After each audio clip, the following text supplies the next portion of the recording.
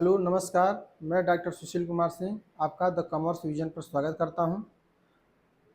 आप लोग को पता ही होगा कि हम लोग इकोनॉमिक्स स्टडी कर रहे हैं, जिसमें से माइक्रो इकोनॉमिक्स सर्वप्रथम स्टडी कर रहे हैं।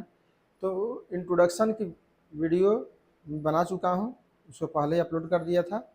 और आज हमको नेक्स्ट चैप्टर पढ़ना है utility. What is utility, what is total utility, what is marginal utility.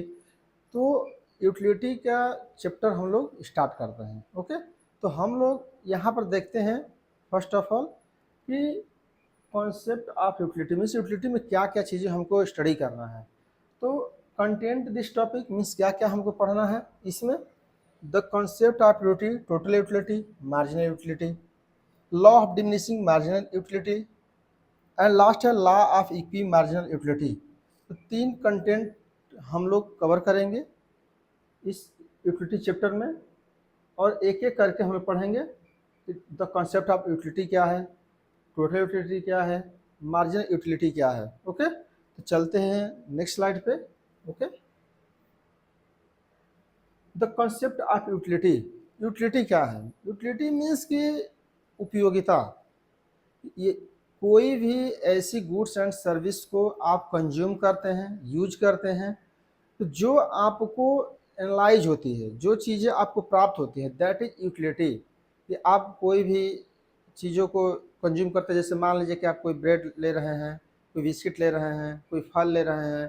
तो in this condition you have a need, and after that जो वस्तुएं हैं उससे आप यूटिलिटी प्राप्त कर रहे हैं। इसलिए यूटिलिटी क्या है? एक तरह से उपयोगिता है, वैल्यू है। उस गुड्स की वैल्यू ये है कि आप उसको कंज्यूम करके अपनी नीड को फुलफिल कर लेते हैं। ओके, इसीलिए यूटिलिटी के चैप्टर में कुछ एजम्पशन भी होंगे, यूटिलिटी के डेफिनेशंस भी होंगे, ताकि ये पता चल पाए कि हम लोग यूटिलिटी में क्या स्टडी करते हैं, यूटिलिटी में कौन कौन सी चीज़ें आती हैं, वैल्यू एडिशन कैसे की जाती हैं, ये सब चीज़ों को हम लोग देखेंगे। ओके, तो यहाँ पे चलते हैं। First of all we are discussed about what is definition of utility. Okay, economist have offered their theories of consumer behaviour on the basis of the measurement of the utility.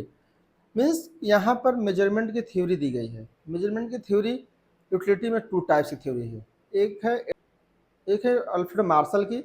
Alfred Marshall का ये मानना है कि utility को measurement करने के लिए उसकी क्वांटिटी को हम लोग ध्यान में रख सकते हैं। मीन्स कि उसकी मौद्रिक एक तरह से हम लोग माप सकते हैं कि आपको ब्रेड खाने से कितनी यूनिट की फ़ायदा हुआ, 2 यूनिट, 3 यूनिट, 4 यूनिट या 5 यूनिट। ये हम ऐसे उसको एक क्वांटिटी फॉर्म में कन्वर्ट कर सकते हैं। ये एक कॉन्सेप्ट है।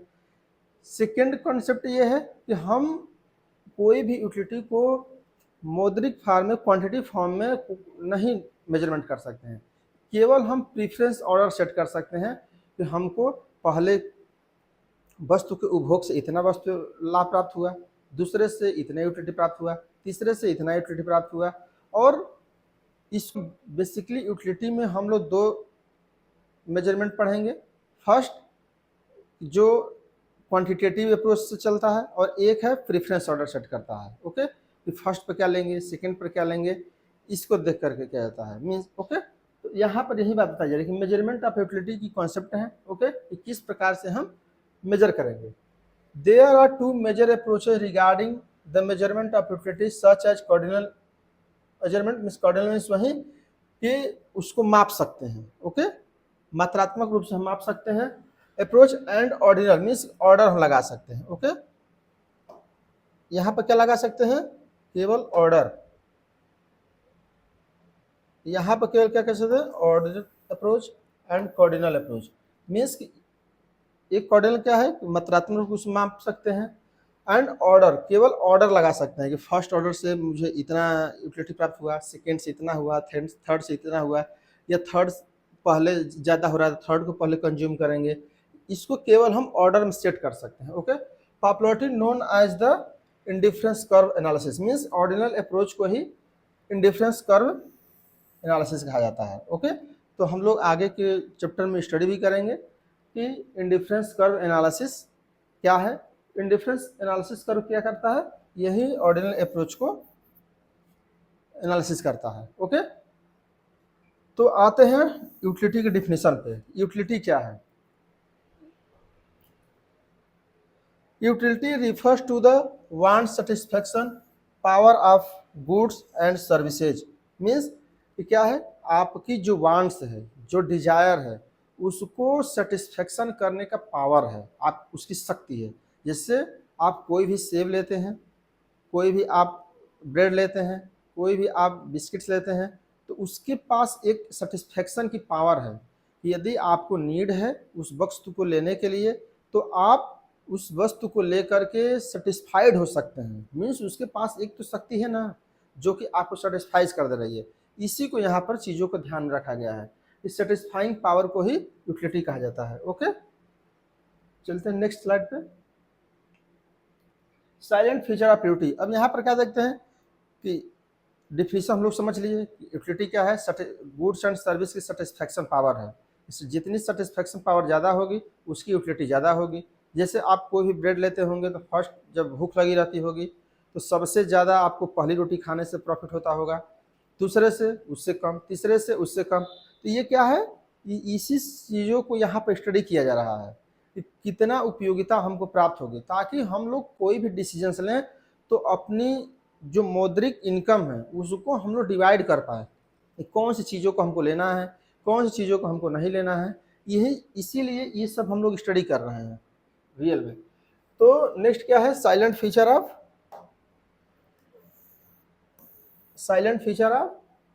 यूटिलिटी। फर्स्ट क्या है, utility is a psychological concept. Means utility क्या है, ये दिखाई नहीं देगा कि आपको एक ब्रेड खाने से, एक एप्पल लेने से, एक बिस्किट लेने से, थोड़े से नमकीन खाने से आपको कितनी यूटिलिटी प्राप्त हुई, या कहीं घूम के आने से आपको कितनी यूटिलिटी पड़ी। ये मानसिक रूप से है, ये आपके मानसिक रूप से है। हो सकता है कि उसी ब्रेड को खाने से किसी दूसरे को ज़्यादा यूटिलिटी प्राप्त हो रही हो, जबकि वहीं किसी तीसरे को उससे कम हो रही हो, और चौथे व्यक्ति को उससे भी ज़्यादा प्राप्त हो रही हो। तो इसलिए यहाँ पे यूटिलिटी साइकोलॉजिकल कॉन्सेप्ट है, केवल मानसिक रूप से, जो कि व्यक्ति पर डिफर भी कर सकता है। किसी के पास ज़्यादा साइकोलॉजिकल नीड हो तो साइकोलॉजिकल ज़्यादा उसको उपयोगिता प्राप्त हो रही हो, किसी को कम प्राप्त हो रही होगी। नेक्स्ट है, utility is the relative term depend upon the place, time, desire, fashion. यहाँ पे क्या बताया जा रहा है कि जो यूटिलिटी है रिलेटिव टर्म है। मीन्स कि ये एब्सोल्यूट नहीं है, ये एब्सोल्यूट नहीं है। एब्सोल्यूट मीन्स कि ऐसा नहीं है कि ये केवल आप ले रहे हैं तो केवल उसी पर डिपेंड करता है। ये निरपेक्ष नहीं है, ये किसी के सापेक्ष चलता है, रिलेटिव चलता है। ओके, जैसे डिपेंड अपन किस पे, प्लेस पर है, स्थान पे। मीन्स कि आप कहाँ पे हैं, कहाँ पे यूटिलिटी कोई भी गुड्स एंड सर्विसेज ले रहे हैं, इसके आधार पर प्लेस पर डिपेंड करेगा। टाइम, हो सकता है कि अभी आपने लंच किया है, तुरंत आपको फिर से लंच दिया जाए तो जो लंच दोबारा मिलेगा उसकी यूटिलिटी कम हो जाएगी। ओके, लेकिन डिजायर क्या है, आपकी इच्छा क्या है। हो सकता है कि आपकी इच्छा है ज़्यादा तो आपको यूटिलिटी ज़्यादा मिलेगी। मान लीजिए कोई आपको ज़बरदस्ती कोई चीज़ें दे रहा है तो क्या आपको यूटिलिटी ज़्यादा मिलेगी? नहीं मिलेगी। क्यों नहीं मिलेगी? क्योंकि उस समय आपकी इच्छा ही नहीं है, डिजायर ही नहीं है। जब डिजायर नहीं है तो आप कोई भी कुछ भी ले आकर के दे दे, आप क्या कर लेंगे? कुछ उसको यूटिलिटी नहीं मिलेगी। Okay, utility is a found both beneficial and harmful goods. अच्छा, एक चीज़ और यहाँ पे है कि ऐसा नहीं सोचना है कि जो गुड्स केवल अच्छी वस्तुओं के साथ ही मिलती हैं। मीन्स यहाँ पर ऐसे समझिए कि जैसे किसी के लिए ब्रेड आवश्यक है, ओके, किसी के लिए मान लीजिए कि ड्रिंक कंपलसरी है, किसी के लिए मान लीजिए कि कोई भी पान मसाला है वो भी है, किसी के लिए मान लीजिए शराब। ओके, ये सभी के लिए अलग अलग चाहिए। किसी जिसको प्यास लगी है कोई भी ड्रिंक उसको दे दीजिए, सॉफ्ट ड्रिंक, उसको यूटिलिटी ज़्यादा उससे मिलेगी। किसी को पान मसाला की तरफ चढ़ी है, उसको पान मसाला ही चाहिए, उसमें यूटिलिटी उसको ज़्यादा मिल जाएगी। किसी को मान लीजिए कि ब्रेड भूख लगी है, उसको ब्रेड दे दीजिए, उसको यूटिलिटी अलग मिल जाएगी। किसी को मान लीजिए कि शराब की ज़रूरत है, उसको शराब दे दीजिए। तो कहने का मतलब ये है कि जो भी इसमें चीज़ें हैं, इस बात के लिए यूटिलिटी नहीं है कि केवल पॉजिटिव चीज़ पर ही यूटिलिटी प्राप्त होगी। यूटिलिटी आपको हार्मफुल गुड्स भी है और बेनिफिशियल गुड्स भी, मीन्स ब्रेड पर भी हो सकता है एंड शराब से भी हो सकता है। ओके, नेक्स्ट है utility does not depends on actual consumption, depend on intensity of desire. Means कि ये इंटेंसिटी ऑफ डिजायर पर डिपेंड करता है कि आपकी कितना इंटेंस है, कितना डिजायर की इच्छा है। मीन्स कि आप जैसे भूख लगी है तभी आपको खाने की डिजायर है, तभी आपको जो भी कुछ खाएंगे तो उसकी यूटिलिटी ज़्यादा प्राप्त होगी। इसीलिए तो कहा जा रहा है कि अगर आप फर्स्ट यूनिट की रोटी लेते हैं तो उसमें आपको ज़्यादा यूटिलिटी प्राप्त होती है, जबकि जब सेकेंड उसी समय खाते हैं तो आपको उतनी यूटिलिटी नहीं मिलती। क्यों? क्योंकि एक खाने से आपका पेट थोड़ा सा भर गया, इसलिए सेकेंड खाने से थोड़ा सा कम यूटिलिटी मिलेगी। तो इसलिए यहाँ बताया जा रहा है कि depends on the intensity of desire, कि आपकी इंटेंसिटी क्या है, क्या डिजायर है। जैसे मान लीजिए कि कोई शराबी रखा है, कोई ड्रिंक ही रखा है और आपको पीने के लिए दिया जा रहा है और आप नहीं पीते हैं, आपके लिए कोई यूटिलिटी नहीं है उसकी, मीन्स आपके यूटिलिटी जीरो हो गई। ओके, जबकि और किसी को दे दीजिए तो पता नहीं उसके लिए क्या क्या कर दे, उसके लिए यूटिलिटी बहुत हाई है। तो यहाँ पर क्या है, वही इंटेंसिटी देखी जा रही है कि इंटेंसिटी क्या है। ओके, तो इंटेंसिटी आप देखेंगे कि उस गुड्स की, इंडिविजुअल सर्विसेज की इंटेंसिटी क्या है, उस इंटेंसिटी के अनुसार ही यूटिलिटी की डिसाइड होती है। ओके, चलते हैं नेक्स्ट स्लाइड पे। The concept of marginal utility and total utility, एक कॉन्सेप्ट है marginal utility and total utility की।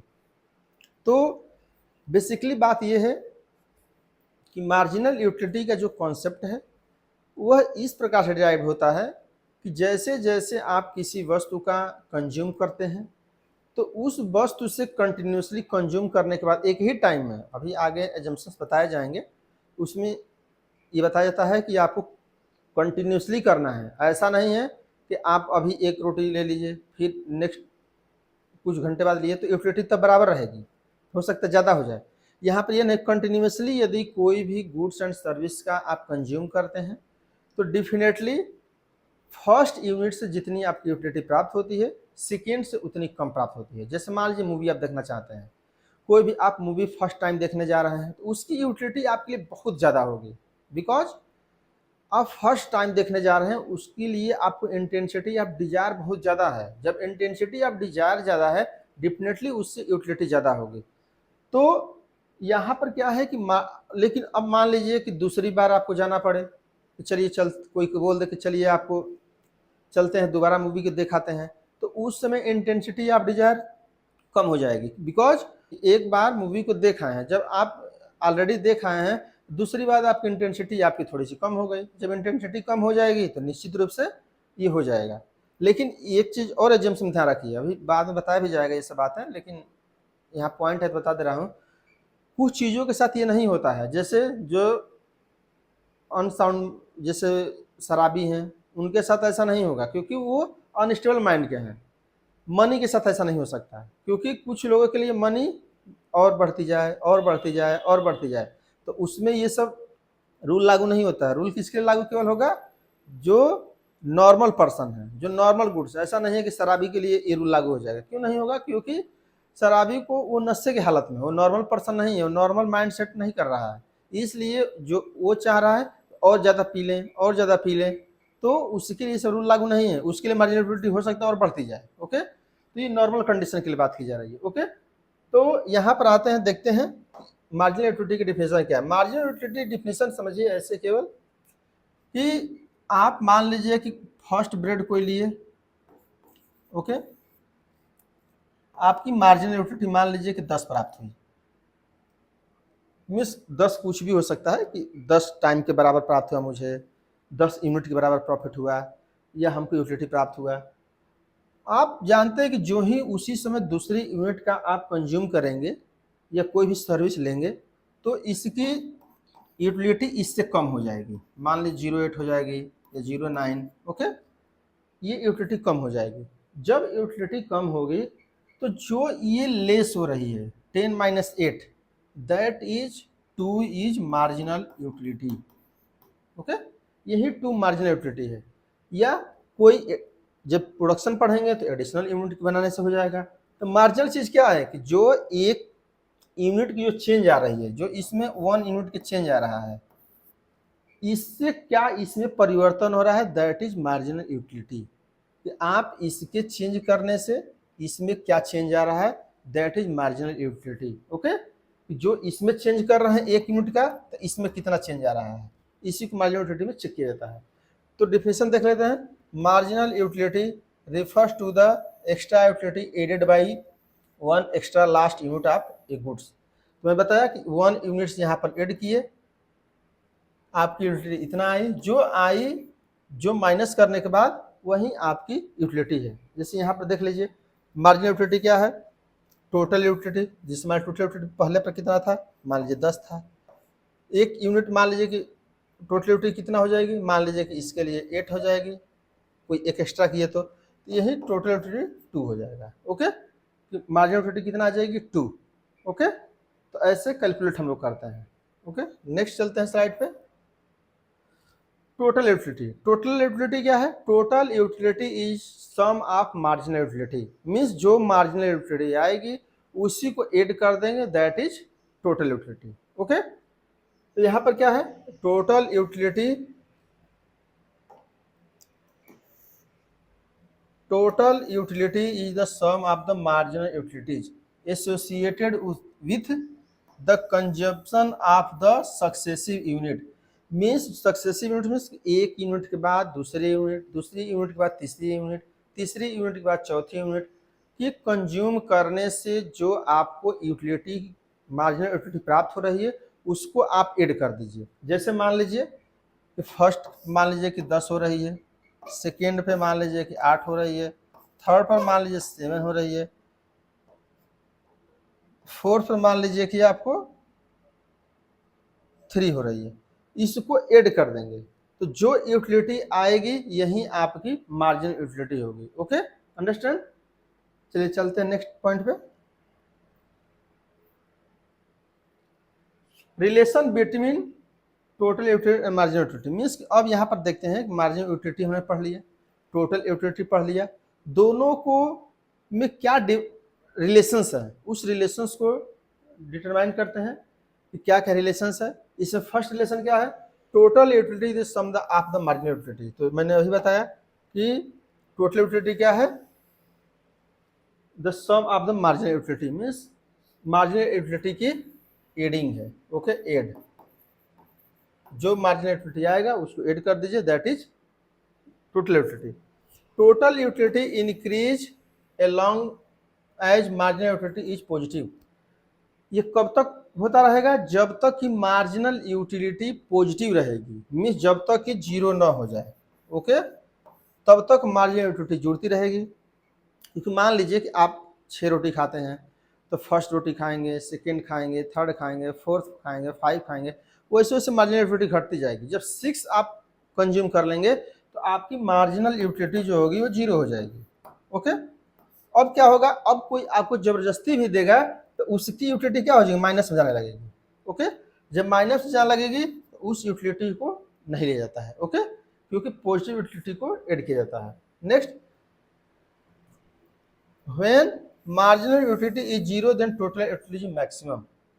तो ये तो नेचुरल चीजें हैं कि कभी भी मैक्सिमम टोटल यूटिलिटी कब होगी, जब मार्जिनल यूटिलिटी जीरो हो जाएगी। ओके, मीन्स जब यूटिलिटी मान लीजिए कि 2 3 5 4 3 जोड़े रहेंगे, अब मान लीजिए लास्ट में 0 जोड़ देंगे, उसका माइनस होने लगेगा, तो सबसे ज़्यादा तो यहीं तो मैक्सिमम होगा।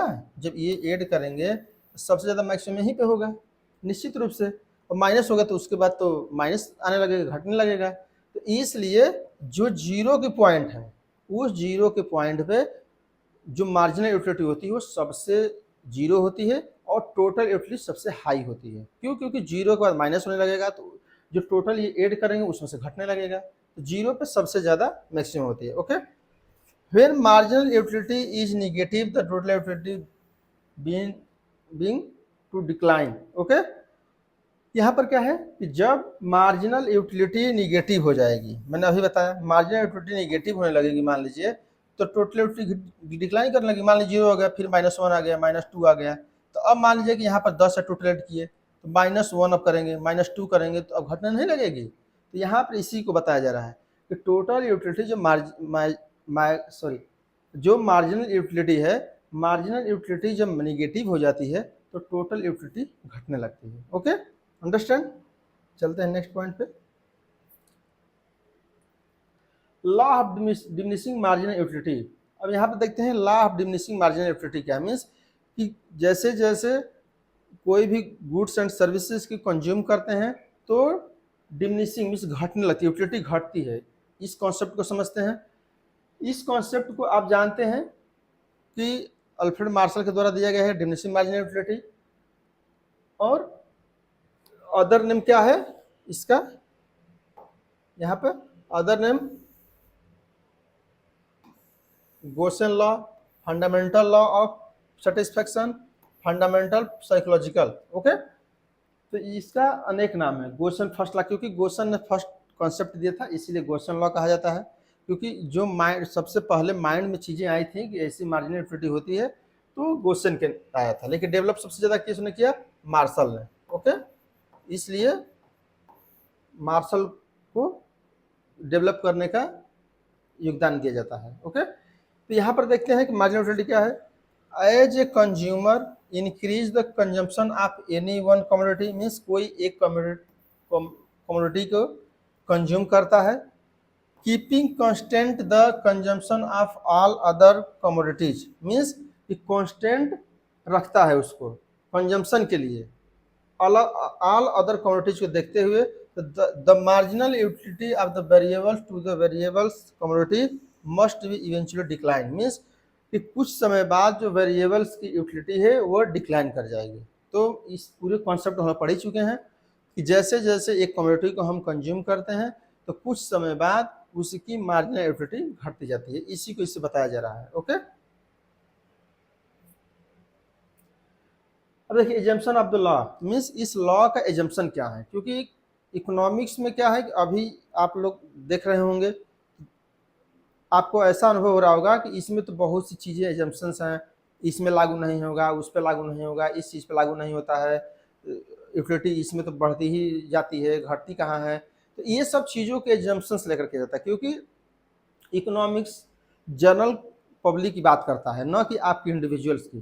तो इकोनॉमिक्स में एक डिस्क्लेमर भी है, ध्यान रखिए कि सब में ये लागू होता है कि जो कंज्यूमर है वो रेशनल है, विवेकपूर्ण है, कॉमन व्यू रखता है, ऐसा नहीं है कोई पर्सनल व्यू रखता है। पर्सनल हो सकता है कि उसके साथ बास्ट हो जाए, बट सामान्य रूप से यदि सोचेगा तो डेफिनेटली इस लॉ के अकॉर्डिंग ही रिजल्ट आएंगे। ओके, तो एजम्पशंस क्या है, एजम्पशंस मीन्स कि जब ये चीज़ें फॉलो होंगी तभी जा करके आप लॉ को यूज कर पाएंगे, ये लॉ अपना रोल अदा करता है। ओके, यहाँ पर क्या है, first all units of the product should be equal in quality and quantity.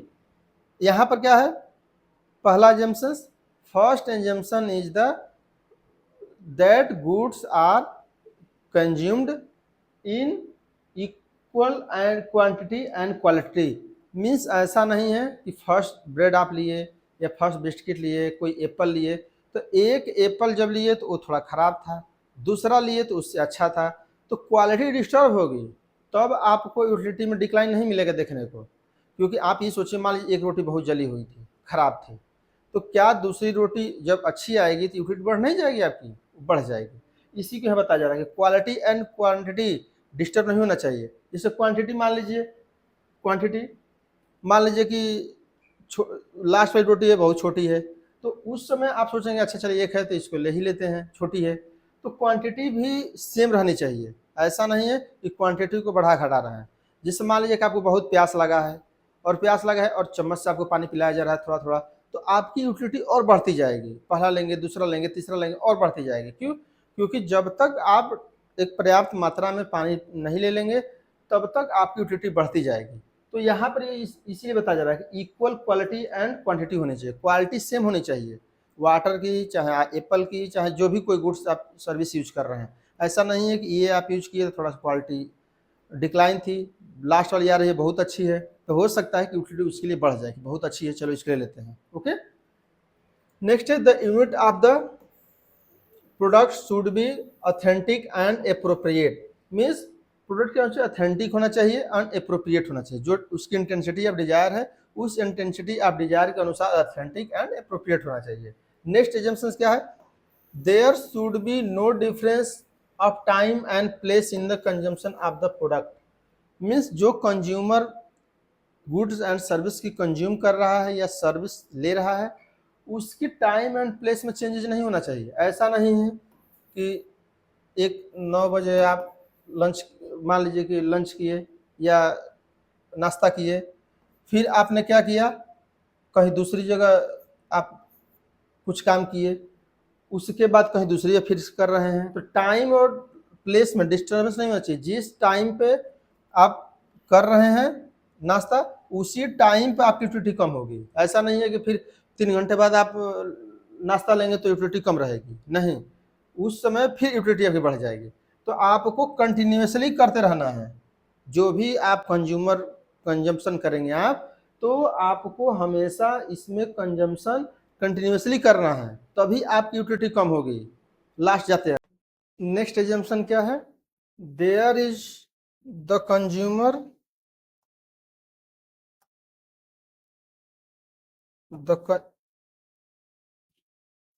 The consumer's income, fashion, interest, nature and habit should remain the same.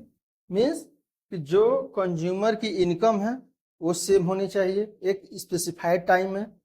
Fashion में कोई परिवर्तन नहीं होना चाहिए। ऐसा नहीं है कि कोई कपड़ा लिया अभी और तुरंत 1 सेकंड बाद लगे कि नहीं ये तो अगला फैशन अच्छा वाला है, तो उस समय उसमें उपयोगिता में कमी नहीं आएगी। Law of marginal diminishing marginal utility use नहीं होगा। ओके, मान लीजिए कोई इंटरेस्ट है आपको, किसी चीज को बहुत ज्यादा इंटरेस्ट है क्रिकेट खेलने का, तो क्रिकेट खेलने का ऐसा नहीं है कि आप 3 मैच खेल लेंगे तो यूटिलिटी कम हो जाएगी, हो सकता है उससे ज्यादा भी होने लगे। तो इंटरेस्ट में चेंज ज्यादा नहीं इधर उधर होना चाहिए। नेचर, किस प्रकार की नेचर है आपका। ओके, नेक्स्ट क्या है, हैबिट, आप हैबिचुअल तो नहीं है उस काम करने के लिए। जब हैबिचुअल होंगे तो भी यूटिलिटी वैसे नहीं आएगी। Okay, remain the same means same होने चाहिए। ओके, नेक्स्ट क्या है, the price of the substitute of the product should also remain the same. Means जो सब्स्टिट्यूट प्रोडक्ट है, मान लीजिए कि कोई टी है, कॉफी है, ये सब्स्टिट्यूट प्रोडक्ट है, या तो ये यूज करेंगे या तो ये यूज करेंगे। तो आप टी का उपभोग करते जा रहे हैं मान लीजिए, तो निश्चित रूप से मार्जिनल यूटिलिटी डिक्लाइन करेगी। ओके, बट मान लीजिए कि जानते हैं टी थोड़ा चीप होती है, कॉफी कॉस्टली होती है, और कॉफी की क्या हो कि प्राइस डिक्लाइन कर जाए। ओके, तो जब प्राइस डिक्लाइन करेगी तो भी प्रॉब्लम आ जाएगी। ओके, तब जो law of diminishing marginal utility है ये इंप्लीमेंट नहीं हो पाएगा। Understand, I think you are getting this point. Okay, thank you. चलिए नेक्स्ट पॉइंट पे चलते हैं, एक्सेप्शन ऑफ द लॉ।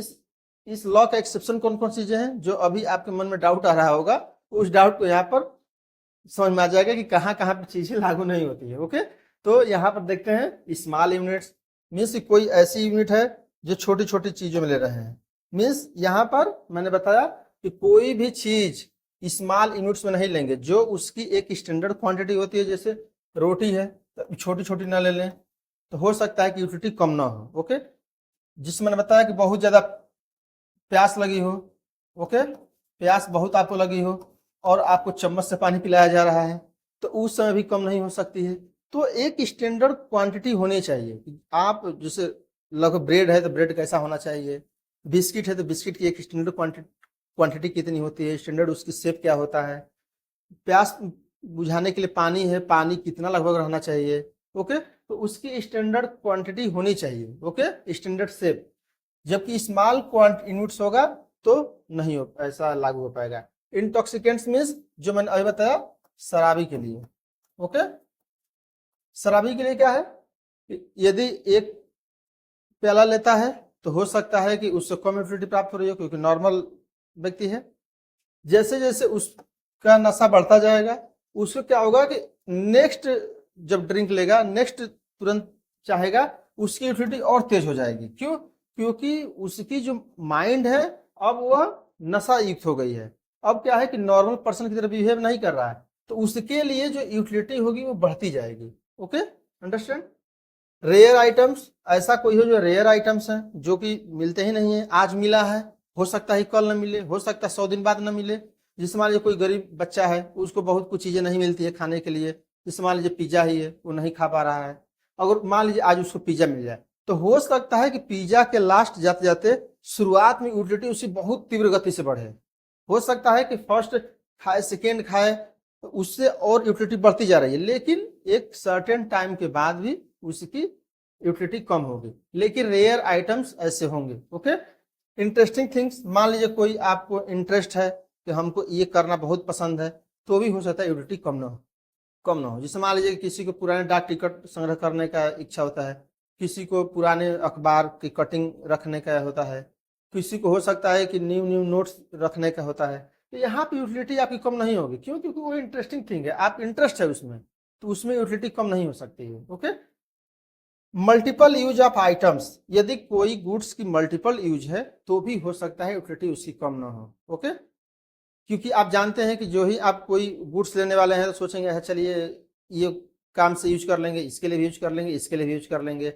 जैसे मान लीजिए क्या पोटैटो ले रहे हैं, तो पोटैटो जानते हैं डिफरेंट यूज है, सब्जी बना सकते हैं और कुछ चिप्स बना सकते हैं, तो डिफरेंट टाइप्स की आप यूज कर सकते हैं। तो हो सकता है कि उसको लेने के लिए आपके माइंड में चलिए ज्यादा ले लेते हैं, इसका तो एक और यूज हो सकता है और कहीं यूज हो सकता है।